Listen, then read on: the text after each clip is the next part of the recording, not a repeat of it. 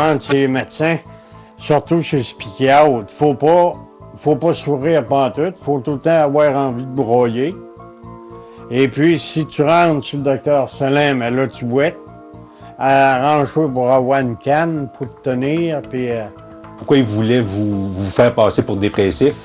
C'est parce que c'était plus payant encore pour la CSST. Vous auriez reçu plus d'argent? Ben oui. Ben oui. OK. Puis est-ce que vous étiez dépressif? Ben non. Chose certaine, nous, on peut vous dire que quelques médecins impliqués. La CSST refuse de confirmer combien de médecins collaborent ou ont collaboré avec Pedro Cardozo. Mais selon nos sources, il y en a au moins 5. C'est ceux qui ont des comptes à rendre, les autres aussi. Ils devaient savoir qu'il s'agissait de quelque chose et si c'était pas un professionnel. Le docteur André Arcelin a collaboré avec Pedro Cardozo, mais il a refusé de nous accorder une entrevue à la caméra. Je pensais qu'il était médecin, tout le monde pensait qu'il était médecin, même les spécialistes. Il m'a même donné un diplôme, qu'il était un médecin en Alabama. C'était un faux diplôme en fait, parce que étant donné qu'il était médecin, quelquefois je lui donnais le papier pensant qu'il allait voir le spécialiste. Cette fraude-là représente environ 650 dossiers de personnes qui, effectivement, où il y a eu fraude de la part de M. Cardozo. Depuis 2000, Pedro Cardozo aurait donc soutiré au moins 2500 $ à plus de 600 travailleurs accidentés, ce qui ferait au moins 1 500 000 $. On parle surtout des régions de la Gaspésie, du Bas-Saint-Laurent, et ces régions-là, aussi dans la grande région de Montréal. Lors d'un premier reportage qu'on avait fait sur lui l'an dernier, Pedro Cardozo avait tout nié. Est-ce que vous pensez que la CSST vous en veut écoutez, aussi? ça fait 25 ans qu'ils m'emmerdent et j'en ai ras-le-bol des autres, OK? Alors, ils font leur travail, moi je fais le mien. Et moi, le mien est légal. Le vôtre est légal. Tous les gens qui me parlent, et ils sont plusieurs, me disent que vous vous présentez comme un médecin. Ça, c'est complètement faux. Pourtant, des jugements de la CLP démontrent que Pedro Cardozo Miranda est allé jusqu'à se prétendre médecin à quelques reprises en plein tribunal. Plusieurs commissaires ont même durement critiqué la qualité de son travail. Par exemple, dans un jugement rendu en mars 2004, la commissaire Louise Desbois écrit « Le tribunal ne peut passer sous silence que le représentant du travailleur a exécuté un travail dont la qualité se situe très en deçà de ce qu'un client et un tribunal sont en droit de s'attendre. » Quand est venu le temps de se présenter à la commission des lésions professionnelles, est-ce que Cardozo s'est présenté? Non, Cardozo ne s'est pas présenté. Il a envoyé son avocat. Quand c'est arrivé de présenter les preuves, mais il ne les avait pas. Pourtant, ça faisait 2 fois que je les donnais. J'ai passé devant la commission des lésions professionnelles et puis ils n'ont pas donné le bon rapport. Malheureusement pour eux, Jeannot Dugas et Denis Marin n'ont pas respecté le délai de 45 jours pour en appeler de la décision et ils n'ont plus de recours auprès de la CSST.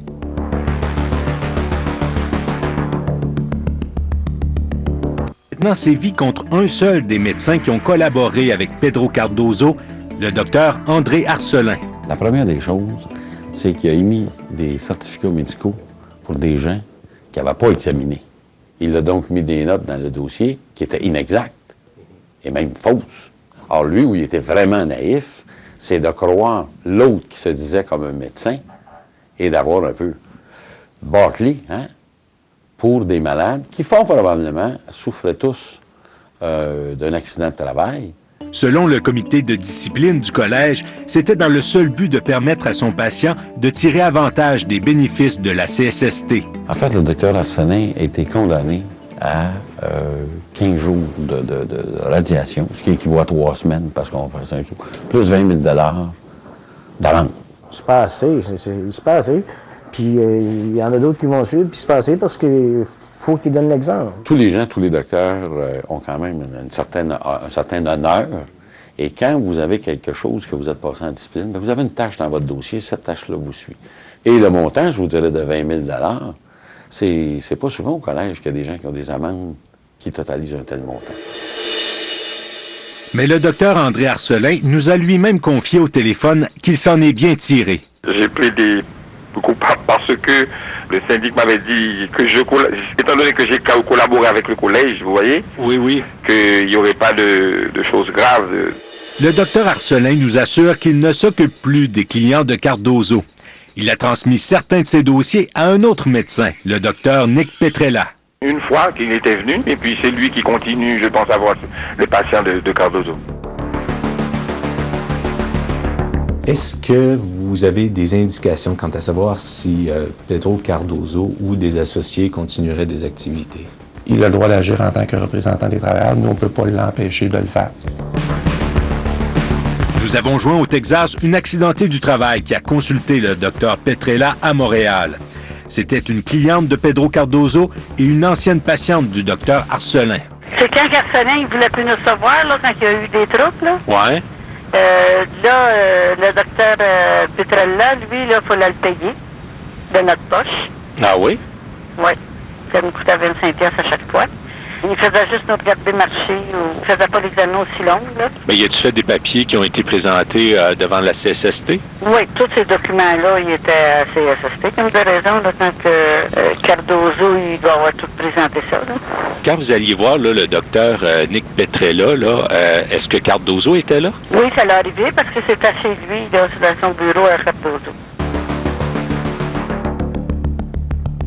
Le docteur Nick Petrella se rend plusieurs fois par semaine à un bureau de la rue Jarry, à Saint-Léonard. Il n'y a aucune affiche à l'extérieur, mais nous avons découvert que c'est l'adresse du groupe conseil FOCO, une entreprise de consultants pour les travailleurs accidentés. Cette compagnie appartient à Paolo Carciero, le gendre de Pedro Cardozo. Nous avons tenté de rencontrer Paolo Carciero, mais sans succès. Il nous avait quand même parlé au téléphone auparavant. Je n'ai pas travaillé chez Cardozo, jamais. Ah non, jamais? Jamais. Mais tu sais, c'est mon beau-père, tu l'as dit dans le message. Oui, je sais ça. J'allais là quand tout ça a commencé, juste pour voir ce qui passait.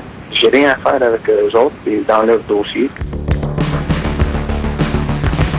Paolo Carciero a aussi nié avoir une relation professionnelle avec le docteur Nick Petrella. Quant au docteur Petrella, il nie également tout. Ça, c'est complètement faux, mais j'aimerais vous rencontrer en personne, si vous voulez. Là. Oui. Pas de problème avec ça. Nous avons pris rendez-vous avec le docteur Petrella, mais il l'a finalement annulé et il a tout fait par la suite pour nous éviter.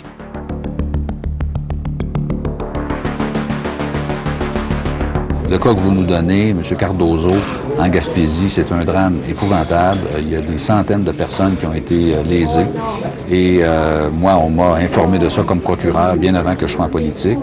Et c'est une région où il n'y a pas beaucoup de représentants, où il n'y a pas beaucoup d'avocats. Et c'est une région qui est peut-être davantage fertile pour ce genre de situation malheureuse-là. Marc Bellemare a voulu régler ce problème lorsqu'il était ministre de la Justice du Québec. À l'intérieur du projet de réforme, il y a une mesure qui permet au commissaire, au juge qui entend la cause, lorsqu'il s'aperçoit que le représentant non-avocat est manifestement incompétent, dangereux pour son client, donc le juge a le pouvoir d'expulser ce représentant-là. Pour des raisons qui sont propres au gouvernement actuel, le projet de loi n'a pas encore été voté en deuxième lecture. Je souhaite qu'il le soit rapidement, puisque c'est une mesure qui vise à protéger le public. Pour Jeannot Dugas et Denis Marin, il est déjà trop tard. Leur frustration n'est pas seulement dirigée vers Pedro Cardozo, mais aussi contre la CSST. Ils ont le tort, eux autres aussi. S'ils prendraient plus le temps d'analyser le dossier du monde, puis à la place de s'en débarrasser de même, ben, il y en aurait peut-être moins qui embarqueraient dans ces affaires-là.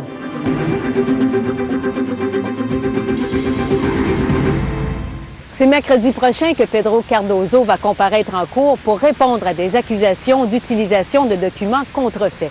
De son côté, le Collège des médecins confirme qu'il enquête en ce moment sur les quelques autres médecins qui seraient impliqués dans cette affaire.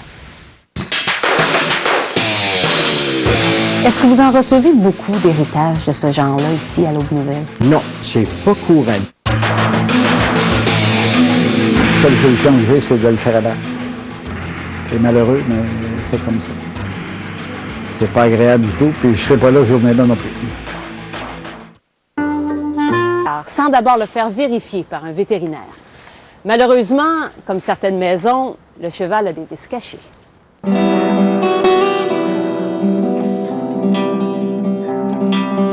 Ce cheval-là, en randonnée, il présente des trop grands dangers comme moi, auxquels je ne veux pas faire face. Sans raison, alors qu'il était au début d'un petit trot, il est tombé sur le sol, il m'a projeté par en avant, j'ai perdu conscience. En 30 ans, j'ai jamais vu ça, un cheval trébucher des deux pattes, comme ça, sans obstacle. D'ailleurs, depuis ce temps-là, je ne l'ai pas remonté. Pour Jean-Marie Nicole, les chevaux, c'est une longue histoire d'amour. Il en a eu plus d'une douzaine, dont celui-ci. J. Leo Pine est un jeune cheval de 4 ans, acheté l'hiver dernier. J'ai vu une annonce de M. Delorme qui expliquait justement qu'il y avait un cheval qui était, selon l'expression, bomb-proof. Donc, à l'épreuve des bombes, ça veut dire qu'une bombe peut sauter à côté et qu'il ne fera pas de saut. Et puis, qui était sain et bien dressé. Jean-Marie Nicole a acheté le cheval pour 6 000 $. Mais rapidement, il constate qu'il n'a pas fait le meilleur achat. Une des premières choses que j'ai découvert en randonnée, c'est que quand il est seul, il est extrêmement peureux. Et peureux assez pour te désarçonner, là. Il fait des écarts sévères, majeurs. Je me dis, je vais commencer à l'entraîner. J'ai commencé à l'entraîner en manège. Et première chose que j'ai découvert, c'est qu'il s'est mis à boiter. Ça m'a intrigué encore plus et j'ai décidé de faire venir le vétérinaire puis de lui montrer ça. Le docteur Jocelyn Sévigny, un vétérinaire spécialisé en médecine équine, fait un examen complet de l'animal en juin dernier. Il découvre une entorse à la patte avant, met le cheval au repos, mais pousse ses recherches un peu plus loin. J'avais un doute, mais je l'ai confirmé avec mes radiographies, effectivement. Donc, il y a des lésions importantes. J'ai amené les radiographies de votre cheval et les radiographies d'un autre cheval qui avait des jarrets normaux pour pouvoir comparer, bien voir la différence. Verdict, les deux jarrets de J. Leo Pine sont presque soudés à la suite de lésions d'ostéoarthrose, qu'on appelle aussi des éparvins osseux. Ces lésions importantes aux pattes arrière se seraient produites bien avant que Jean-Marie Nicole achète le cheval. Jocelyn Sévigny recommande à son client de ne pas garder l'animal. On peut rarement prédire l'évolution, ça reste qu'un cheval à risque. On peut considérer ça un vice caché, mais pas dans le sens où c'est nécessairement voulu de cacher quelque chose, mais du simple fait que, comme ça se passe au niveau osseux et articulaire, et qu'extérieurement, il n'y a pas beaucoup de signes visibles, à ce moment-là, on parle de quelque chose, d'un vice qui est caché. Pour l'instant, J. Leo Pine ne boite pas, mais ça ne l'empêche pas de trébucher fréquemment. Son propriétaire fait appel au maréchal ferrant Régent Mury, qui tente de trouver une solution au problème. En moyenne, les chevaux supportent 60 % de leur poids sur leur antérieur et 40 % en arrière.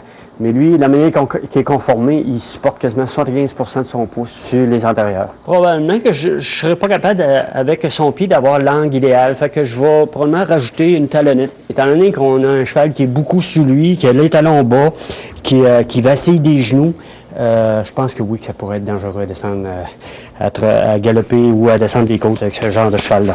Mais vous aviez pas vu ça avant de l'acheter?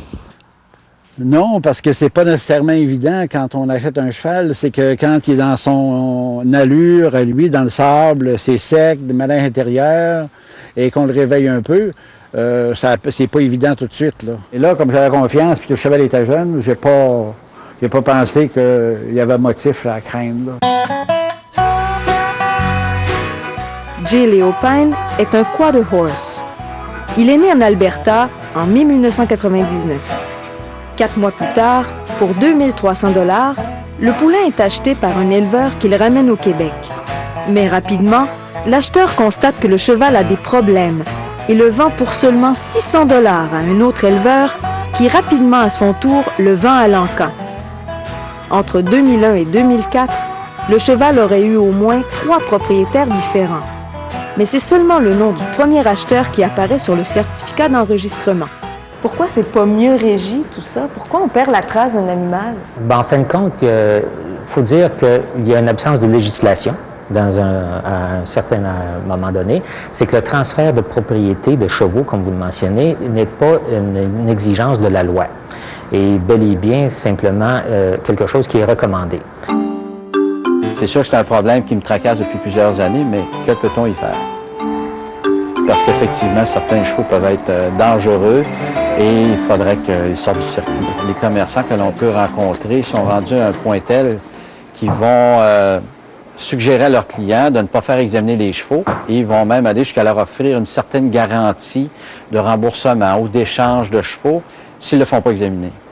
Dans le but d'éliminer la possibilité de déceler des choses et de rendre le cheval invendable. On est conscient du problème, comme vous le décrivez, et on s'interroge sur l'intervention future qu'on devrait avoir. Le contrôle comme tel des transactions est un élément qui est vraiment en dehors là, du rôle d'une fédération sportive, quoique on peut difficilement écarter complètement là, cet aspect-là de l'industrie.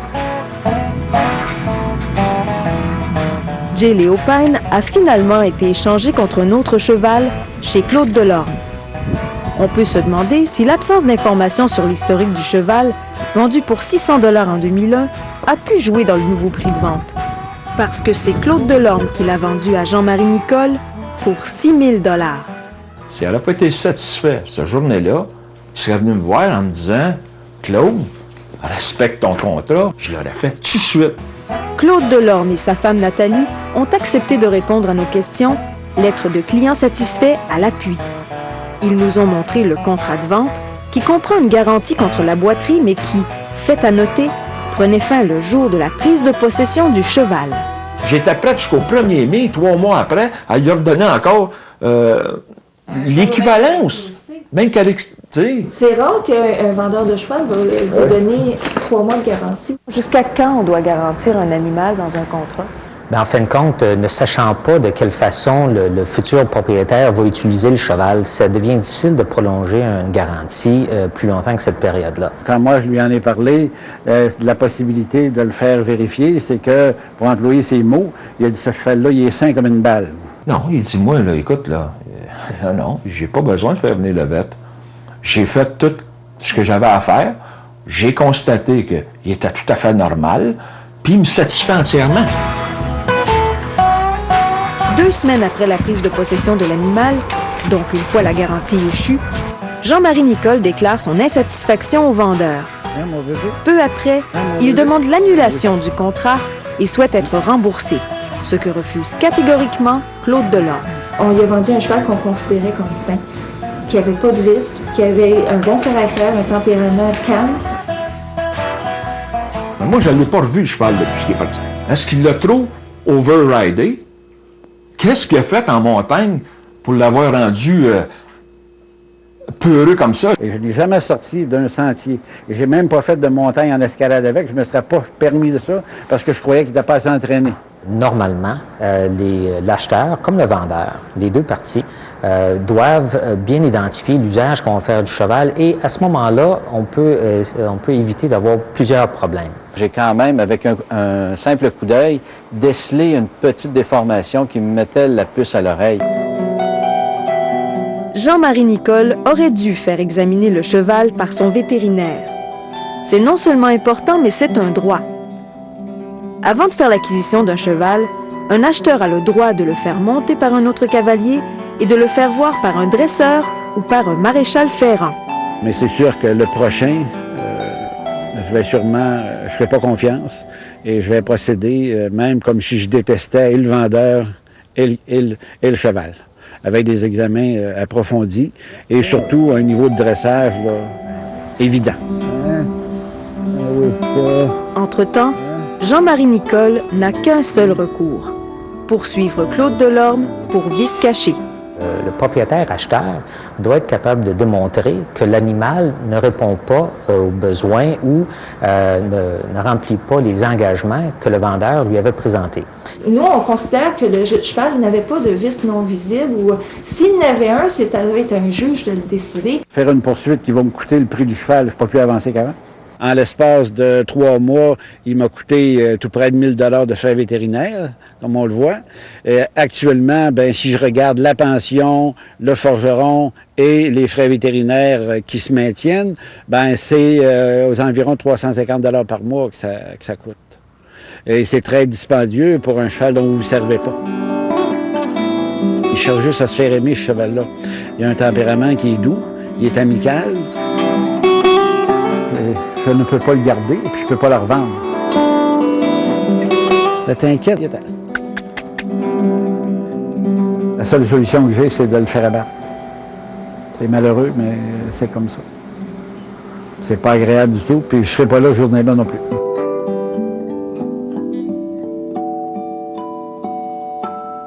Jean-Marie Nicole songe sérieusement à faire abattre J. Leo Pine au cours des prochaines semaines parce qu'il ne veut pas risquer la vie des autres. Le cheval est donc condamné à moins de miracles. Mais M. Nicole pourrait aussi le vendre à un prix très raisonnable. Au Québec, la vente de chevaux n'est pas réglementée. N'importe qui peut s'improviser dans ce domaine. En plus, les animaux malades ne sont pas systématiquement retirés du marché et ne sont jamais marqués ou identifiés comme tels par un certificat d'un vétérinaire. Alors, pour éviter de vous retrouver avec un cheval avec des vis cachées, faites-le examiner par un vétérinaire avant de l'acheter.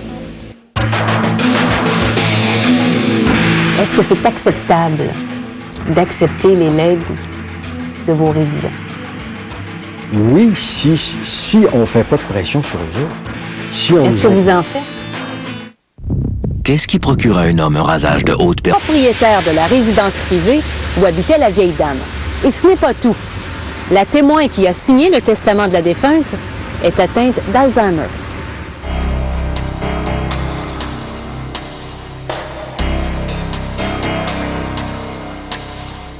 Le seul objet personnel que j'ai eu, c'est sa montre. Et puis une photo avec sa nouvelle chaise motorisée qui est tombée avec elle. La mère de Flore, Florence Mathieu, a vécu plusieurs années à l'Aube-Nouvelle à Saint-Victor-de-Beauce. La femme de 90 ans est morte de façon tragique au foyer d'accueil le 17 août 2004.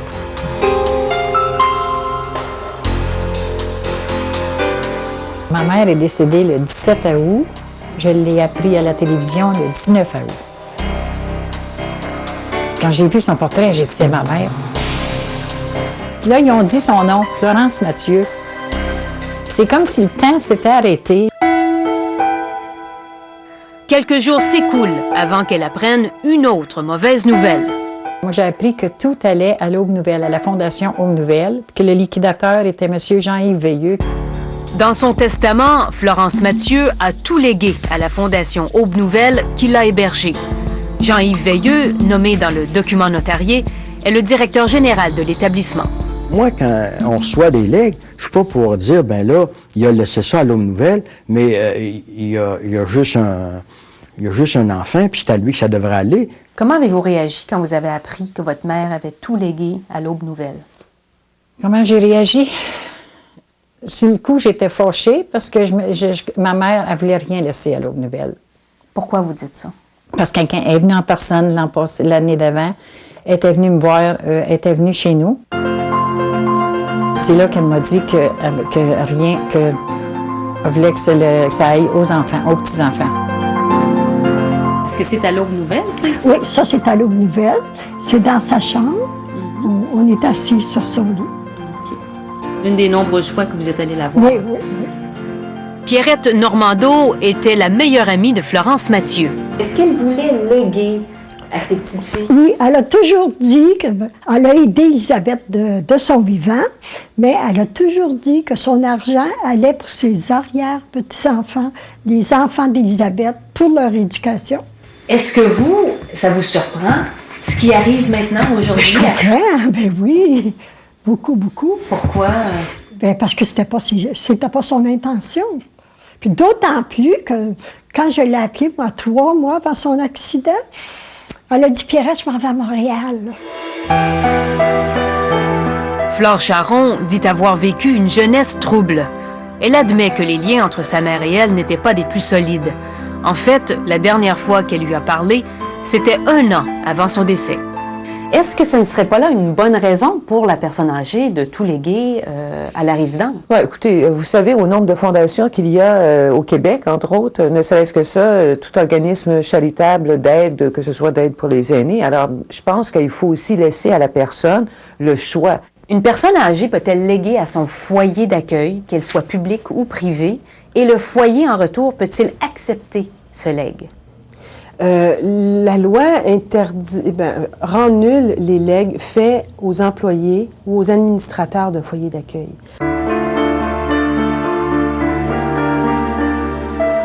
L'article 761 du Code civil du Québec dit « Le legs fait au propriétaire, à l'administrateur d'un établissement de santé, est sans effet s'il a été fait à l'époque où le testateur y était soigné ou y recevait des services. » On voulait éviter que les personnes qui sont près d'elle, donc susceptibles de les influencer, de les violenter ou de les manipuler, donc on voulait éviter que ces personnes posent des gestes dans le but de recevoir l'héritage. Quel avantage ça donne de faire ça, moi ou un administrateur, que s'il le fait, c'est juste pour l'Aube Nouvelle?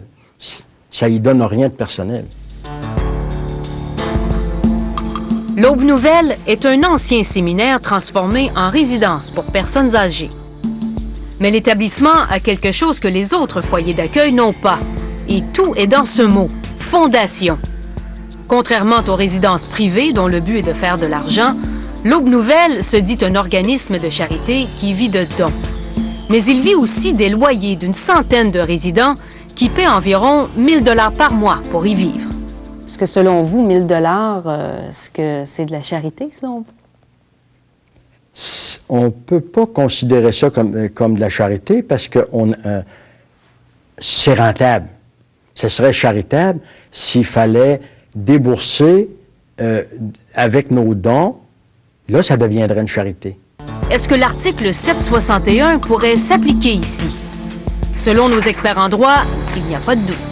Dans la mesure où la Fondation est propriétaire de l'établissement de santé ou de services sociaux, le legs est nul. La Fondation fait à la fois de la sollicitation et de l'hébergement et prodigue des soins, là, effectivement, et que donc, il y a un lien concret entre la Fondation et la personne qui recevait les soins. Là, effectivement, il y a encore plus un certain risque qu'il y ait eu de l'influence aussi. La Fondation est une corporation sans but lucratif. Alors, les corporations, dans le droit québécois, ont les mêmes attributs qu'une personne physique. Alors, elles peuvent acheter, vendre.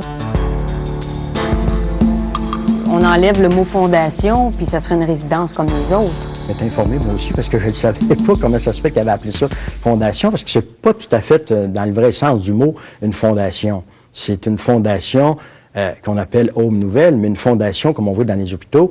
Une personne âgée qui décide de léguer à une fondation d'hôpital, où elle a été pendant longtemps, est-ce que ce serait la même chose que léguer à la Fondation Aube Nouvelle? Non, parce que ce sont des entités différentes. La personne âgée qui est hébergée dans un établissement, un hôpital par exemple, qui choisit de donner à une fondation, elle donne à une autre personne. Même si la fondation de l'hôpital X porte le même nom que l'hôpital X lui-même, on parle de deux entités différentes. Deux entités différentes gérées par des personnes différentes. Or, dans ce cas-ci, les deux entités se confondent. Quel est votre titre au sein de la résidence pour personnes âgées ici à l'Aube Nouvelle? Je suis secrétaire trésorier de la Fondation et directeur général de la maison. La bâtisse est la même et les gens qui l'administrent sont les mêmes. Deux d'entre eux vivent à l'Aube Nouvelle. Les gens vivent dans ce milieu-là, ils créent des liens et ça pourrait aussi créer justement une certaine influence et des fois, sans même le dire, bien, on pourrait se sentir obligé ou vouloir leur léguer à ces gens-là en cas de décès. JE a voulu pousser son enquête plus loin.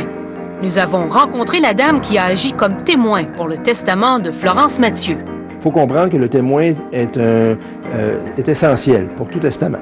Et le but de ça, c'est de s'assurer que c'est bel et bien la volonté du testateur, la personne qui fait le testament, qui est exprimée dans le testament. Mais impossible d'en savoir davantage.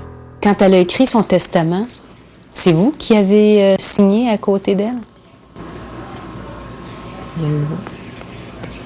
Non? On n'a pas entendu parler de ça, du testament. Vous en souvenez pas? Non seulement la dame ne se souvient pas d'avoir signé le testament, mais sa famille nous confirme qu'elle souffre d'Alzheimer depuis décembre 2003. 4 mois plus tard, elle signait le testament. Une question se pose. Comment un notaire et l'Aube Nouvelle peuvent-ils endosser un tel témoin? Le tribunal pourrait s'interroger sur la capacité du témoin au moment de la signature du testament. Parce qu'évidemment, dans un cas de contestation de testament, l'une des premières choses qui sera faite, c'est de faire témoigner le témoin. Est-ce que vous en recevez beaucoup d'héritages de ce genre-là ici à l'Aube Nouvelle? Non, c'est pas courant. J.E. a mis la main sur un deuxième héritage légué à l'Aube Nouvelle. À sa mort, le 17 avril 2002, un autre résident, dont on ne peut vous dévoiler le nom, a lui aussi tout donné à la Fondation. Ils ont ouvert le testament, puis quand ils ont ouvert le testament, ils sont aperçus que c'était nous, les héritiers, puis nous, les liquidateurs. Alors, à ce moment-là, ils nous ont transférés et j'ai réglé avec monsieur. Et d'ailleurs, on n'a eu aucune plainte de son garçon. Au contraire, le fils qui voyait régulièrement son père avant son décès s'est indigné, mais en vain. Est-ce que c'est acceptable d'accepter les legs de vos résidents? Oui, si on ne fait pas de pression sur eux autres. Est-ce que vous en faites? Aucunement. On n'a pas besoin d'en faire. C'est sûr que je peux comprendre la famille, que ça peut apporter des frustrations, mais il faudrait qu'ils sachent pourquoi elle a fait ça. C'est à eux autres, c'est pas à moi à répondre à cette question-là. C'est à eux autres, pourquoi que maman a fait ça? Si vous vous rendez compte qu'une personne aînée se referme sur elle-même, parle moins, veut plus faire d'activités en groupe et tout ça, bien là, il y a le sujet. Est-ce qu'elle a eu des remontrances de certains employés, par exemple, ou du propriétaire? Donc, il y a des changements d'attitude chez les personnes qui, souvent, quand on fouille, vont vous révéler peut-être autre chose. Cette pratique. Selon l'organisme, que la résidence soit à but lucratif ou non ne change rien. Fait à noter, la Fondation Aube Nouvelle est inscrite sur la liste du ministère des Services sociaux en tant que résidence privée. La région en action. Une nouvelle pharmacie a ouvert ses portes sur le boulevard Sainte-Madeleine, secteur 4 de la... D'affaires classées. Et on aimerait bien que l'histoire de J.Léo Pine se retrouve parmi ces histoires. Alors, si le reportage vous a touché et que vous êtes intéressé à l'accueillir, appelez-nous au 1-888-822-5353, par télécopieur au 514-598-3968 ou par courriel je@commercial-tva.ca. Là-dessus, bonne fin de semaine. À vendredi prochain, 19h.